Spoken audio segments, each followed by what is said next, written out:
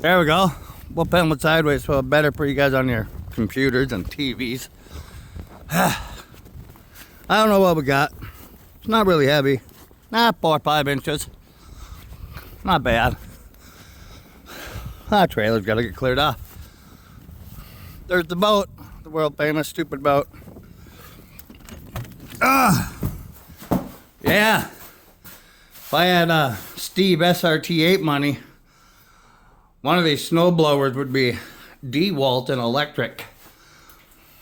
Suppose I could get that one, put it back on the mower and use that. At least I'd have a ride on snowblower. If I had Steve money, I'd probably get that done. I'll get this guy turned around, see how many cranks it takes to fire it up, and we'll get back on here. We'll see. All right, we're spun around. I ran the primer. We're up on full. Choke is on.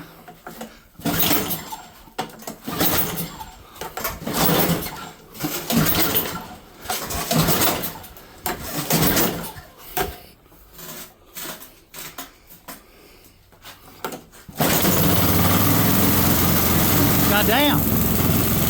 We'll get that straightened out. There we go. We'll get this cleared off. And I'll catch up with you guys on